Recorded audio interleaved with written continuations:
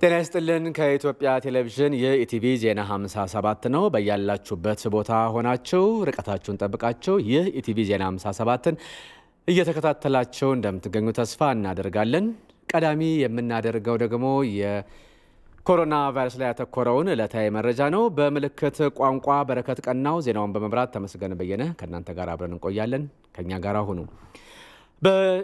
ኢትዮጵያ ተጨማሪ 131 ሰዎች የኮሮና ቫይረስ ሲገኝባቸው በበሽታው የአንድ ሰው ህይወት ማለፉን የጤና ሚኒስቴር አስታወቀ። ባለፉት 24 ሰዓታት በተደረገ 3238 የላቦራቶሪ ምርመራ 131 ሰዎች የኮሮና ቫይረስ ተገኝቶባቸዋል።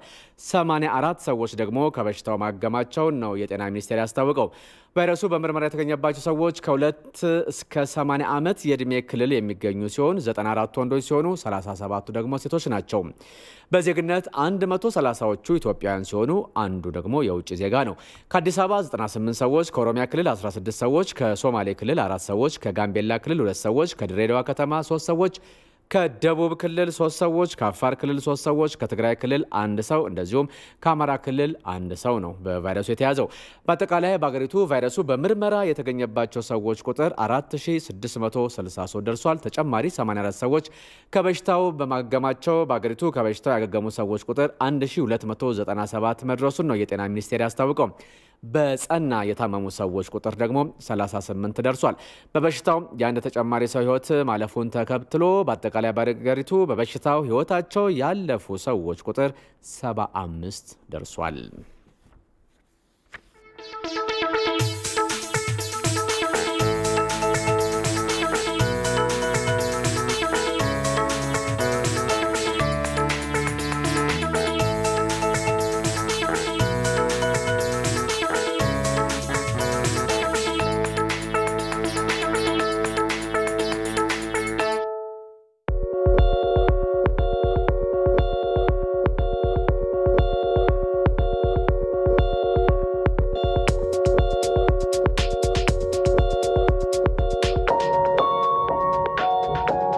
ኢትዮጵያ ውስጥ ከ50 ሚሊዮን በላይ ህዝብ የኤሌክትሪክ ላይት አያገኝም። በ21ኛው ክፍለ ዘመን አሁንም በኩራዝ ይጠቀማል።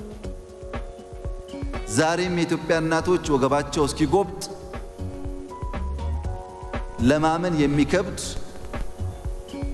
እንጨት ተሸክመው ልጆች ያስተምራሉ። የእናቶቻችን ወገብ አይጉበጥ፣ ኤሌክትሪክ ላይት እናገኝ ማለት ቤዚክ መብት እንጂ ሌሎች መጉዳት አይደለም።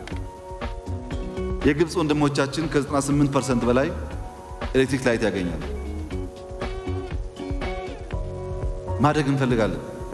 ይህን ፍላጎቶችን የሚችል ሰው አቅም ያለው ጎረቤትም ሩቅም ያግዘን። ማገዝ ካልቻለ ይተወን። ተፍጨርጭረን መለወጥ እንፈልጋለን። መጉዳት አንፈልግም ሌላ ኃይል።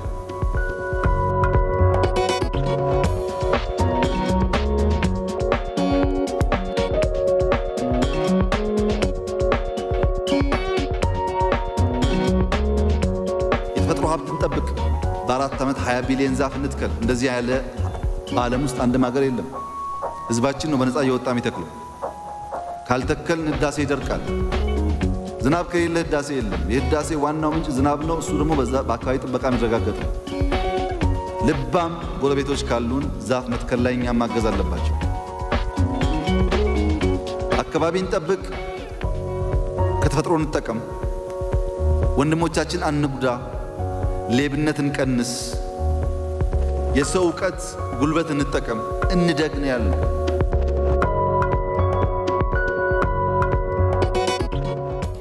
የቀጣይ ዜናዎች ትኩረት የሚሆነው የአባይ ጉዳይ ነው።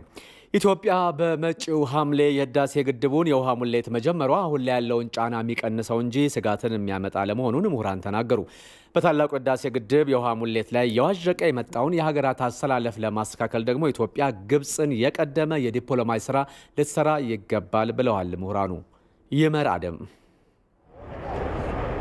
በ9 ዓመታት የግንባታ ጉዞ ፍሬ አልባ ድርድሮች ያልተለዩት የታላቁ ህዳሴ ግድብ ጉዳዩ ከኢትዮጵያ ግብጽና ሱዳን አልፎ እስከ ነጩ ቤተ መንግስት የደረሰ ነው። ለአፍሪካዊ ችግር አፍሪካዊ መፍትሄ የሚለውን መርህ በጣሰችውና ጉዳዩን በተሳሳተ መንገድ በምታራግበው ግብጽ የህዳሴ ግድቡ ከአረብ ሊግ እስከ አውሮፓ ህብረት ከዚያም እስከ መንግስታቱ ድርጅት አጀንዳም ሆኗል። በዲፕሎማሲው ዙሪያ ብዙ ተንቀሳቅሳ በርካታ ወዳጆችን ማፍራት የቻለችው ኢትዮጵያም ግብጾች በሚፈጥሩት መስተጓጎል ሳቢያ ለዘመናት የአባይን ውሃ ምንም ሳይጠቀሙ የቆዩትን የላይኛው ተፋሰስ ሀገራትን ኢትዮጵያ ከጎኗ አሰልፋለች። ይሁንና ግን በታችኛው ተፋሰስ ሀገራት በህዳሴ ግድቡ የውሃ ሙሌት ላይ ያቋም መዋዠቅ እየታየ ነው። አሰላለፍ አሁንም ወደፊትም ሊዋዥቅ ይችላል። ምንም ጥያቄ የለውም። ሱዳኖች አሁንም ከገቡበት ቅርቃር ወጥተው ከዚህ በፊት እንደጀመሩት የኢትዮጵያን አቋም የሚደግፉበት የዲፕሎማሲ ስራ ለመስራት አሁንም እድሉ አለን። ሰፊ እድል አለን። ከሱዳን ጋር አሁንም በጋራ መቆም እንችላለን። ማቀንቀንም ይቻላል። እውነት ነው። ለግብጾች የሚዋጥ ነገር አይደለም። የአፍሪካ ችግር በአፍሪካውያን መፈታት አለባቸው ተብሎ ወደ አፍሪካ ህብረት እንኳን ቢካሄድ አብዛኞቹ የላይኞቹ ተፋሰስ ሀገራት ስለሆኑ ውሃን እያመነጩ ውሃን ያልተጠቀሙ በግብጽ በጣም የተጎዱ ሀገራት ስለሆኑ ይሄንን አጀንዳ ግብጾች የሚቀበሉ አይመስለኝም። ከኢትዮጵያ ጋር መደራደር ግን ግድ ነው። ስለዚህ እነሱ በገቡበት ኮቴያቸውን እየተከተልክ ሳይሆን እየቀደምክ ነው የዲፕሎማሲ ስራ ሰርተ ግብጾችን በዛኛውም በዚህም የማንበርከክ የኢትዮጵያን ፍላጎት ብሔራዊ ጥቅም እንድትቀበል የማድረግ ጊዜው እና ወቅቱ አሁን ነው። የዓለም ከበርቴ የገንዘብ ተቋማት የዓለም ባንክና ኤምኤፍ የግብጽን የተሳሳተ አካሄድ ወግነው ኢትዮጵያ ህዳሴ ግድቡን እውን እንዳታደርግ ተጽዕኖ ለማድረግ ሲታትሩም ቆይተዋል። ታዛቢ ሆነው የገቡት አሜሪካና አይኤምኤፍ ትንሽ ከታዛብነት ወደ አደራዳሪነት ሲመጡ የኢትዮጵያን ብሔራዊ ጥቅም የማያስጠብቅ ስለሆነ ኢትዮጵያ ማፈግፈግ አሳይታለች። ይሄ በዲፕሎማሲ ሁሌም የሚፈቀድ ያለ ነገር የሚኖርም ነገር ስለሆነ ወደፊትም ተጠናክሮ መቀጠል ያለበት ነገር ነው። ግብጽ የህዳሴ ግድቡን ጉዳይ ከቴክኒካዊ ይልቅ ፖለቲካዊ ቅርጽ ማስያዟ ጉዳዩን ውስብስብ ከማድረጉም በላይ ሶስቱ ሀገራት ለድርድር ሲቀመጡ የኔ ብቻ ይሁን በምትለው ግብጽ ያለ ስምምነት ድርድሩ እንዲበተን ታደርጋለች። ግብጽ ስታቀርብ እንዲህ ካልሆነ አካባቢው ይረበሻል ብላ ስትል ዩኤን ደግሞ ኃላፊነት አለበት። ይሄን ነገር ተግባቡ፣ ተነጋገሩ ብሎ ማለት ግዴታውም ነው ኃላፊነትም ስላለበት ያን ቢል ነው ብዙም አይገርመኝም ነገር አንዱ ስትል አሁን ያልሄዱበት ሀገር የለም። መጀመሪያ ከኢትዮጵያ ከሱዳን ጋር ተነጋገሩ፣ ከዛ አሜሪካ ሄዱ፣ ወርልድ ባንክን አነጋገሩ፣ አረብ ሊግን ሄዱ፣ የአፍሪካ ሀገሮችን ዞሩ፣ አሁን ደግሞ ዩኤን ሄደዋል፣ የተለያዩ ሀገሮች አውሮፓ ሀገሮችም ሄደዋል እና እንትን የሚሉ አይደሉም። እኛ አሁን ግብጾች እንዲህ እሺ ይሉናል ብዬ እኔ እንደዚህ በቃ ይላሉ የሚል እንትን ይለኝ። ኢትዮጵያ በዚህ ሁሉ ጫና ውስጥ ብትሆንም እንኳ የህዳሴ ግድቡን የውሃ ሙሌት መጀመሯ ዘርፈ ብዙ ጥቅምን የሚያመጣ እንጂ ስጋትን የሚፈጥርም አይደለም ተብሏል። ትልቁ ስጋት የኢትዮጵያ የህዳሴ ግድብን በጊዜው አለማጠናቀቅ እንጂ ውሃውን የመሙላት አይደለም። የህዳሴ ግድብ ለኢትዮጵያ ዘርፈ ብዙ ትሩፋቶች እንደሚያመጡት ሁሉ የህዳሴ ግድብን በጊዜው አጠናቆ ወደ ኃይል ማመንጨት አለመሄድ ዘርፈ ብዙ ችግሮች ነው የሚያመጣው እንጂ የውሃ መሙላትና አለመሙላት ችግር አይደለም። የታላቁ የኢትዮጵያ ህዳሴ ግድብን የማንንም ድጋፍ ሳትጠይቅ በራሷና በህዝብ አቅም በአባይ ወንዝ ላይ እየገነባች ያለችው ኢትዮጵያ እንደ ግብጽ እኔ ብቻ ልጠቀም በሚል ሳይሆን የጋራና ፍትሃዊ ተጠቃሚነትን መሰረት ባደረገ መልኩ ነው። ግብጽ የአባይን ውሃ በብቸኝነት ለመጠቀም በምታደርገው ጥረት ከወንዙ የምታገኘውን ጥቅም ዛሬም ድረስ በሚስጥር እንደምትጠብቅ ተገለጸ። የአስዋን ግድብ ግዙፍ ሆኖ የመሰራቱ አንዱ ዓላማም የአባይን ውሃ በብቸኝነት ከመጠቀም ጋር የተሳሰረ እንደሆነም ነው የኢትዮጵያ የህዳሴ ግድብ ተደራዳሪዎች የሚናገሩት። በተለይም ጥጋቡ ተደራዳሪዎቹን አነጋግራ ተከታዩን ዘገባ አዘጋጅታለች። ግብጽ የአባይን ጉዳይ የመገናኛ ብዙሃኖቿ ዋነኛ አጀንዳ ስታደርግ በፊልምና በትምህርት ስርዓቷም ስታካትት አንድም ወንዙ የኛና የኛ ብቻ ነው የሚል ስነልቦናን በግብጻውያን ዘንድ ለመገንባት እልፍ ሲል ደግሞ ይህንን ውሳቤ ዓለም አቀፉ ማህበረሰብ እንዲጋራው በመፈለግ ነው። ወንዙን በብቸኝነት ከመጠቀም ዘላቂ ምኞቷ በተቃራኒው የተሰለፈችባትን ኢትዮጵያ በሴራ በትር ለመምታት ባደረገችው ጥረትም የዓለም አቀፍ የገንዘብ ተቋማትን እስከ መጠምዘዝ ሰላማዊ የድርድር ሂደቶችንም እስከ ማደናቀፍ ደርሳለች። የኢትዮጵያ ህዳሴ ግድብ የቴክኒክ ቡድን ተደራዳሪው ዶክተር በለጠ ብርሃኑ ደግሞ ባይሳካላትም ግብጽ ወንዙን በበላይነት ለመጠቀም ከዚህም በላይ ደክማለች ይላሉ። በተለያየ ጊዜ በተለያየ ሰዓት የተነሱትን ከአባይ ወንዝ ጋር አጠቃላይ ከናይል ወንዝ ጋር ተገናኝተው የተሰሩትን ፕሮጀክቶች ማሰብ ይቻላል። በባሮ ወንዝ ላይ ያለው የአልቤሮን ግድብ እንደ ምሳሌ ማንሳት ይቻላል።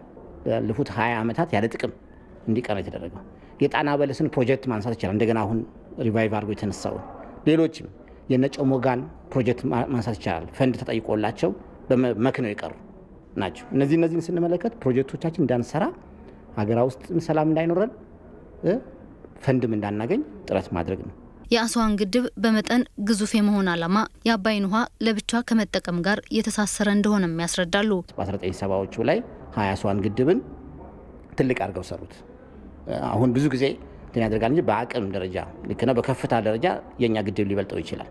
ነገር ግን በአቅምና በይዘት ደረጃ ስንመለከተው የኛ 2 እጥፍ ነው አስዋን ያለው። ስለዚህ ይህን ትልቅ አድርገው የሰሩት ምንድነው ውሃ ሙሉ ለሙሉ መጥቶ በሪዘርቮየሮቻቸው ውስጥ ተቆጣጥረውት ለራሳቸው እንዲቆጣጠሩ እዛ ላይ ደግሞ ላይኛው ድንበራቸው ላይ ያደረጉት እንደኛ እንኳን ታችኛው ድንበር ላይ አይደለም ያለው ግድቡ እና ያን ስለሆነ ሙሉን ውሃ ለነሱ መጠቀም በሚያስችል መልኩ ይቆጣጠሩት። በዓለም አቀፉ ማህበረሰብ ዘንድ ግብጽ የአባይን ውሃ ምን ያክል እንደተጠቀመችበት ዛሬም ድረስ አለመታወቁም እንደ አንድ ማሳያ የተነሳ ነው። አንዱ ትልቁ ችግር አሁን ድርድር ውስጥ እንቅፋት የሚፈጥረው ምን ያክል እየተጠቀሙ መሆኑን ማሳወቅ በተቻለ መጠን እንደሱ አይነት ዳታ ከእጃቸው እንዳይወጣ ነው ሁሌም ጥረት የሚያደርጉት። ከሌላ ሰው ይጠይቃሉ እንጂ ከነሱ አይጠይቁም። በናይል ቤዝ ኢኒሼቲቭ ውስጥም ታይቷል። ዛሬ በዚህ በድርድር ውስጥም ታይቷል። ሌላኛው የግድቡ ተደራዳሪና የአባይ ውሃ ጉዳይ ተመራማሪ ዶክተር ያዕቆብ አርሳኖ ደግሞ የግብጽን የነጠላ ጉዞ ውጤት አልባነት ያብራራሉ። ጉዳት መጥቶብናል፣ ልንጨነቅ ነው፣ ልንራብ ነው፣ ህዝባችን አመጽ ሊያስነሳብን ነው፣ የውሃ አንድ ቦታ ከተነካ እያሉ እንግዲህ ገንዘብ አበዳሪዎችን ደሞም የግብጽ ወገኖች ናቸው የምትላቸውን ጎረቤቶቿን በተለይም አረብ ሊግ ውስጥ ያሉትንም ሀገሮች እንደዚሁ በተለያየ ግንኙነት የሚገናኟቸውን ሰሜናዊ ሀገሮች ማለት ምዕራብ አውሮፓና ሰሜን አሜሪካ ማለት ነው። እነዚህም በማማለል ጉዳዩ በተሳሳተ መንገድ እንድትተረጎምላቸው እንድታይላቸው ጥረት አድርገዋል። ኢትዮጵያ ሁሌም በመርህ የምትመራ በመሆኑ ወደፊት የአባይን ውሃ የመጠቀም መብቷ በሁሉም ዘንድ ተቀባይነት የሚያገኝ እንደሚሆንም ተደራዳሪዎቹ ይናገራሉ። የጋራ ውሃ በትብብር በመከባበር ባለመጎዳዳት ነው የሚለማው። ውሃ የሚለማው አንድ ጫፍ ለብቻ ሳይሆን ሁሉም ጋር ነው የሚለማው። ስለ አለማሙ ነው መነጋገር የሚያስፈልገው። ለዚህ ነው ብልሃት፣ ቴክኖሎጂና ዘመናዊነት አቅድ የሚያስፈልገው ለዚህ ነው እንጂ አንተ አታለማም እኔ ብቻ አለማለሁ፣ አትነካም እኔ ብቻ ነካለሁ፣ እኔ ባለመብት ብቻ ነኝ አንተ አትነካም የሚባለው ነገር ከእንግዲህ በኋላ አይሰራም። ግብጽ በተለያዩ ጊዜያት ኢትዮጵያን ለመሞገት የምታቀርባቸው የቅኝ ግዛት ውሎችና የሐሰት ትርክቶች ውሃውን በመጠቀም መብት ላይ ለውጥ እንደማያመጡም አመላክተዋል። የህዳሴ ግድቡን በተመለከተ አስተያየት የሰጡት ትውልደ ግብጻዊው የስነ ምድር ተመራማሪ ፋሩቅ አልባዝ የህዳሴ ግድብ መገንባት በራሱ ችግር የሚፈጥር አይደለም አሉ። የአሜሪካ ዜግነት ያላቸው እኚሁ ተመራማሪ ምናልባትም የህዳሴ ግድቡ በታችኛው ተፋሰስ ላይ ችግር ሊያስከትል የሚችለው በውሃ ሞላል ጊዜ ሊሆን ይችላል። ይህንንም ደግሞ በመግባባት መፍታት እንደሚቻል ነው የሚናገሩት። ولو عنده أراضي تزرع بيها وياخذ مية وريد አው በእርግጠኝነት እንደዛ ነው የማስበው። ግድቡ የተገነባበት ቦታ ለእርሻ የሚሆን አይደለም። ቦታው ተራራማ ነው፣ ለእርሻ ምቹ አይደለም። ለኤሌክትሪክ ማመንጫ ነው ግድቡን የሚፈልጉት። ይህ ደግሞ የሚመነጨውን ኃይል ሱዳንን መግዛት ትፈልጋለች። እኛም ብንሆን ይጠቅመናል። ከነሱ ገዝተን ለሌሎች አረብ ሀገራትን ማከፋፈል እንችላለን። ለሱዳን በሚያቀርቡት ርካሽ ዋጋ ለኛም እንዲያቀርቡልን መጠየቅ እንችላለን። ይህን ማሳካት የምንችለው የኃይል እርምጃ እንወስዳለን በማለት ሳይሆን ተገቢ የሆነ ድርድር ማድረግ ስንችል ነው። በተለይ በሰጥቶ መቀበል መርህ ነው መሆን ያለበት። በአሜሪካ የናሳ ምርምር ማዕከል ውስጥ የሚሰሩት እኚሁ ተመራማሪ ፋሩቅ አልባዝ ግብጻውያን ከአፍሪካ ወንድሞቻቸው ጋር ተቀራርበው መስራት ይገባቸዋል ሲሉም አክለው ተናግረዋል። من شعوري على حكم حسني مبارك እኛ እንዳጠቃላይ አፍሪካ የምትባለውን አህጉር ረስተናታል። በሁስኒ ሙባረክ አገዛዝ ዘመን ግብጻውያን አፍሪካን እንዲረሱ ተደርገዋል። እኛም ራሳችን አፍሪካ ውስጥ መኖራችንን ረስተን የት እንዳለን እንኳን በውል አልተገነዘብንም። ሱዳን ችግር ውስጥ በነበረችበት ጊዜ በተለይም በዳርፉር ቀውስ ጊዜ ኢትዮጵያም በተቸገረች ጊዜ ቀርበን አነጋግረናቸው አናውቅም። ለዚህ ሁሉ ችግር ምክንያት እኛ ነን። ወደ አፍሪካ መመለስ ብንፈልግ ችግሩን መለየት ክፍተቱም የት እንዳለ ማወቅ ያስፈልገናል።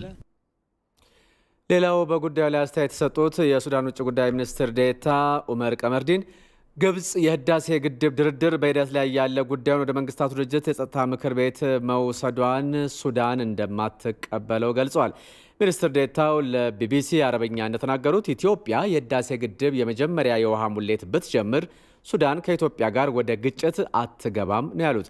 ሱዳን ችግሩ በዲፕሎማሲ መንገድ ብቻ እንዲፈታ እንደምትሰራም ነው ሚኒስትር ዴኤታው ኡመር ቀመርዲን የገለጹት።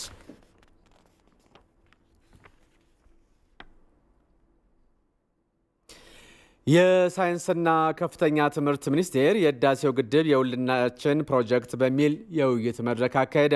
በመድረኩም በአገር ውስጥና በውጭ የሚኖሩ ኢትዮጵያውያን ምሁራንና ባለድርሻ አካላት ተሳትፈውበታል። የውይይቱ ዋነኛ ዓላማ በግልና በመንግስት ከፍተኛ ትምህርት ተቋማት፣ በቴክኒክና ሙያ ተቋማት እንደዚሁም ደግሞ በምርምር ተቋማት በኩል በህዳሴው ግድብ ዙሪያ ያለውን አለኝታነት ማሳያት ነው ተብሏል። ከተቋማቱ ጋር ከሚሰሩ በውጭና በአገር ውስጥ ካሉ ምሁራን ጋር በህዳሴው ግድብ ዙሪያ መወያየትና መፍትሄ ማፈላለግ ደግሞ ሌላኛው በውይይቱ ላይ የተነሳ ነጥብ ነው። በውጭ ሀገራት ያሉ ምሁራን ህብረት በመፍጠር ስለ ህዳሴው ግድብ የህዝብ ግንኙነት ስራ ለመስራትና ለዓለም አቀፉ ማህበረሰብ ለማሳወቅ ዝግጅት እየተደረገ ነውም ተብሏል። አገር ውስጥ ያሉ ምሁራን ደግሞ በግድቡ ዙሪያ ጥናትና ምርምሮችን በማድረግ ከህዝብና መንግስት ጎን ለመቆም እንደታሰበ ነው የሳይንስና ከፍተኛ ትምህርት ሚኒስቴር ያስታወቀው። እንደ ሪፖርተራችን ቤተልሔም ጥጋቡ ዘገባ በመድረኩ የተጋበዙት በአሜሪካ የጥቁር አሜሪካውያን ከንቲባዎች ማህበር ፕሬዚዳንት ቬኒስ ዊሊያምስ ለህዳሴ ግድቡ በአሜሪካ ያሉ ጥቁር ከንቲባዎች ድምፅ ይሆናሉ ብለዋል።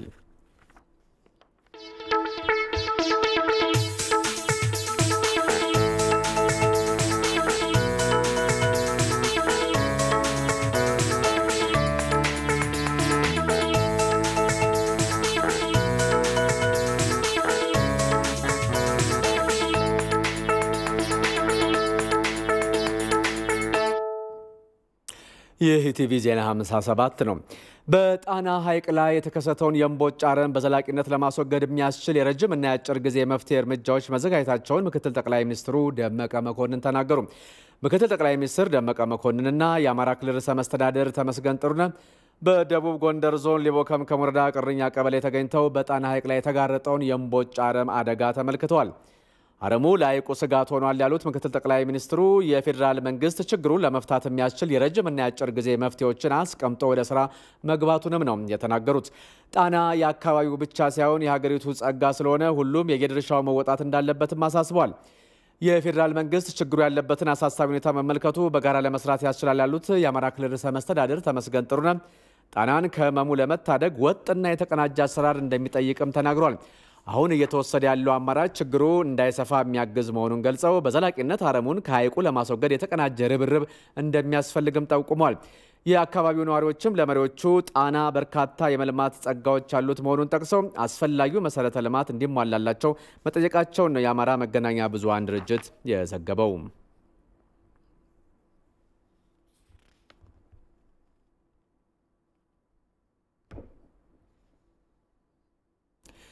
በተለያዩ የወለጋ ዞኖች ሲገነቡ የነበሩ የልማት ስራዎች ያሉበት የግንባታ እንቅስቃሴ የጉብኝትና የፕሮጀክት ምረቃ ስነ ስርዓት ተካሄደ። በጉብኝቱ በኦሮሚያ ክልል በምክትል ርዕሰ መስተዳድር ማዕረግ የኦሮሚያ ብልጽግና ፓርቲ ጽህፈት ቤት ኃላፊ ፍቃዱ ተሰማ እንዲሁም የኦሮሚያ ክልል ከፍተኛ አመራሮች ናቸው በዞኑ የስራ ጉብኝት ያደረጉት።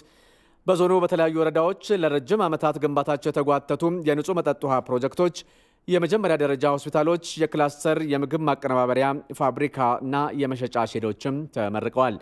748 ሚሊዮን ብር በጀት ተይዞ እየተገነባ የሚገኘው የነቀምት የአየር ማረፊያ ፕሮጀክትም በከፍተኛ አመራሮቹ ከተጎበኙት መካከል ውስጥ ይገኛል። የግንባታ ሂደቱ 70 በመቶ የደረሰ ሲሆን በ5 ወራትም ግንባታው ተጠናቆ ወደ ስራ እንደሚገባም ነው የሚጠበቀው። ከዚህ በተጨማሪ በነቀምት የከተማ አስተዳደር የተገነባው የጋራ መኖሪያ ቤቶች ተመርቀዋል። 57.6 ሚሊዮን ብር የፈጀው ግንባታ 270 ቤቶችና 11 ብሎኮች አሉት። የጋራ መኖሪያ ቤቶቹ እንደ ውሃ፣ መብራትና የመሳሰሉት የመሰረተ ልማት ዝርጋታዎች እንደሚቀሩት የተናገሩት የነቀምት ከተማ ከንቲባ አቶ በሪሳ ተመስገን ቀሪዎቹ ስራዎችን በማጠናቀቅ ፍትሐዊ በሆነ መልኩ የቤት ችግር ላለባቸው ዜጎች እንደሚሰጡም ተናግሯል። በምረቃ ስነ ስርዓቱ ላይ በምክትል ርዕሰ መስተዳድር ማዕረግ የኦሮሚያ ብልጽግና ፓርቲ ጽህፈት ቤት ኃላፊ ፍቃዱ ተሰማ የማህበረሰቡን የቤት ችግር ለመፍታት የክልሉ መንግስት ትኩረት ሰጥቶ እየሰራ ነው ያሉ ሲሆን የጋራ መኖሪያ ቤቶቹ መሰረተ ልማት በማጠናቀቅ በፍጥነት ከተማ አስተዳደሩ ለቤት ፈላጊዎቹ ማስረከብ እንዳለበትም አሳስቧል። በመድረኩ ላይ የከተማው ማህበረሰብ ተወካዮች ጋር ውይይት ያደረጉ ሲሆን የኮሮና ቫይረስን መከላከልና ማህበረሰቡ ሰላሙን በማስከበር የተጀመሩ ፕሮጀክቶች እንዲጠናቀቁና የልማት ስራዎች እንዲሰሩ የድርሻቸውን እንዲወጣ መልእክታቸውን አስተላልፈዋል። ሪፖርተራችን አምራዊት ብርሃኑ እንደዘገበችው በዞኑ ጉብኝት በተደረገባቸው ወረዳዎች የ2012 የአረንጓዴ አሻራ መርሃ ግብር አካል የሆነው የችግኝ ተከላ መርሃ ግብርም ተጀምሯል።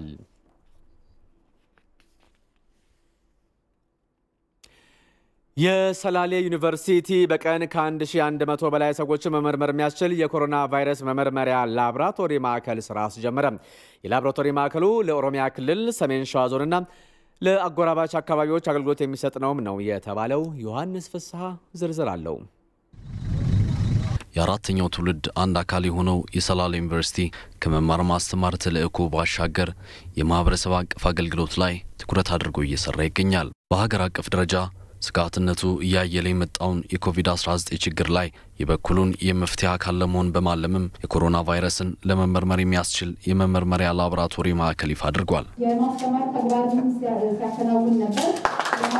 የምርመራ ማዕከሉን መርቀው ስራ ያስጀምሩት በኦሮሚያ ክልል በምክትል ርዕሰ መስተዳድር ማዕረግ የማህበራዊ ዘርፍ አስተባባሪ አቶ አዲሱ አረጋ ክልሉ ቫይረሱን ለመከላከል እየተደረጉ ያሉ ጥረቶች ቢኖሩም የምርመራ ማዕከላትን ማብዛት ግን የበለጠ ወሳኝ በመሆኑ ማዕከሉ ፋይዳ የጎላ ነው ብለዋል። እንደ ኦሮሚያ ክልል በክልል ደረጃ በቀን በበርካታ ሺዎች የሚቆጠሩ ናሙናዎችን መመርመር የሚያስችል አቅም ፈጥሮልናል። በዚህ ረገድ ከፍተኛ ትምህርት ተቋማት ዩኒቨርሲቲዎቻችን የፈጠሩልን አቅም በጣም የሚያስመሰግናቸው ነው። ሀረማያ ዩኒቨርሲቲ፣ ጅማ ዩኒቨርሲቲ፣ ወለጋ ዩኒቨርሲቲ፣ ሰላሌ ዩኒቨርሲቲ፣ መቱ ዩኒቨርሲቲን ጨምሮ ቡሌ ሆራ እነዚህ በክልላችን ያሉ ዩኒቨርሲቲዎች ሰፊ እንቅስቃሴና ርብርብ እያደረጉ ነው ያሉት። የኦሮሚያ ጤና ቢሮ ኃላፊ ዶክተር መንግስቱ በቀለ እንደ ክልል በአራቱም አቅጣጫ የለይቶ ማቆያና የምርመራ ላቦራቶሪ ማዕከላትን ለማስፋት እየተሰራ መሆኑን ገልጸዋል። ኦሮሚያ ከስፋቱም አንጻር ከህዝብ ብዛቱም አንጻር ከዋና ከተማ ጋር ካለው ቅርበትና ምልልስ ጋር ተያይዞ ሰፊ የላቦራቶሪ አቅም ያስፈልጋል ማለት ነው። እንደ ሀገር ምናልባት ከአዲስ አበባ ቀጥሎ የመጀመሪያዎቹ ላቦራቶሪዎች ያስጀመርን እኛ ነን። አሁን ባለው ሁኔታ በሳይት ደረጃ 8 አሉ። በላቦራቶሪ ደረጃ ግን 9ኛ ይሆናል። ይሄንኛ የሰላሌ ዩኒቨርሲቲ ፕሬዝዳንት ዶክተር ገናናው ጎፌ የምርመራ ማዕከሉ በቀን ከ1100 በላይ ሰዎችን ናሙና መመርመር የሚችል በመሆኑ ለኦሮሚያ ክልል ሰሜን ሸዋ ዞን ብቻ ሳይሆን ለአጎራባች ክልሎችም አገልግሎት የመስጠት አቅም አለው ብለዋል። እዚህ አካባቢ በዞናችን ላይ ከስ ሲፈጠር ለምርመራ የሚላከው አዳማ ነው ወይም አዲስ አበባ ላይ ነውና አሁን አንደኛ ይሄን እናስቀራለን።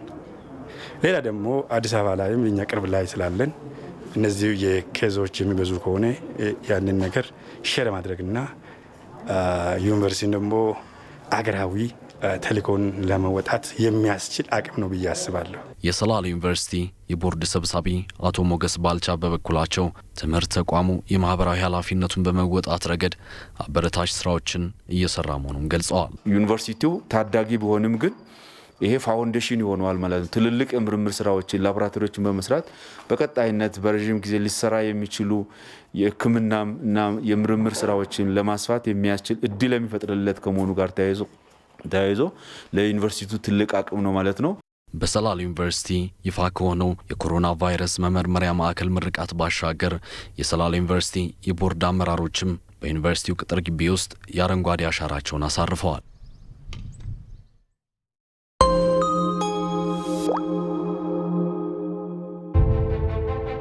በባህር ትራንስፖርት ማጓጓዣ ላይ የተደረገ ማሻሻያ የኢትዮጵያ የባህር ትራንስፖርትና ሎጂስቲክስ አገልግሎት ድርጅት በዓለም አቀፍ ደረጃ ብሎም በሀገራችን የተከሰተውን የኖቨል ኮሮና ቫይረስ ኮቪድ-19 ወረርሽኝን ተከትሎ እየተቀዛቀዘ የመጣውን የንግድ እንቅስቃሴ ለማነቃቃት የሚያግዝ በባህር ትራንስፖርት ማጓጓዣ ላይ ከአሁን ቀደም ለደንበኞች ከሚያቀርበው አገልግሎት ላይ እንደ አውሮፓውያን አቆጣጠር ከጁን 1 ቀን 2020 ጀምሮ ቅናሽ ማድረጉን ሲገልጽ በደስታ ነው። በዚህም በአውሮፓና አፍሪካ የንግድ መስመሮች በሚገኙ 103 ወደቦች ባለ 20 ጫማ ኮንቴነር ላይ የ9.31% እንዲሁም 60 ወደቦች እስከ 26.59% የሚደርስ ቅናሽ ሲደረግ ባለ 40 ጫማ ኮንቴነር ላይ ደግሞ 85 ወደቦች 10.67% እንዲሁም 79 ወደቦች ላይ እስከ 28.02% የሚደርስ ቅናሽ ተደርጓል። በሩቅ ምስራቅና ቻይና የንግድ መስመሮች በሚገኙ 41 ወደቦች ባለ 20 ጫማ ኮንቴነር ላይ የ9.31% እንዲሁም 75 ወደቦች እስከ እስከ 26.59% የሚደርስ ቅናሽ ሲደረግ ባለ 40 ጫማ ኮንቴነር ላይ ደግሞ 55 ወደቦች 10.67% እንዲሁም 63 ወደቦች ላይ እስከ 28.02% የሚደርስ ቅናሽ ተደርጓል። በመካከለኛው ምስራቅና ህንድ የንግድ መስመሮች በሚገኙ 11 ወደቦች ባለ 20 ጫማ ኮንቴነር ላይ የ9.31% እንዲሁም 23 ወደቦች እስከ 26.59% የሚደርስ ቅናሽ ሲደረግ ባለ 40 ጫማ ኮንቴነር ላይ ደግሞ 16 ወደቦች 10.67% እንዲሁም 18 ወደቦች ላይ እስከ 28.02% የሚደርስ ቅናሽ ተደርጓል። ከዚህም በተጨማሪ ጥቅል ዕቃና ብረትን ለሚያስመጡ ደንበኞች በሁሉም የንግድ መስመሮች ላይ የ10% ቅናሽ ማድረጋችንን ለክቡራን ደንበኞቻችን እናስታውቃለን። ለጥረቶ እሴት እንጨምራለን። የኢትዮጵያ የባህር ትራንስፖርትና ሎጂስቲክስ አገልግሎት ድርጅት።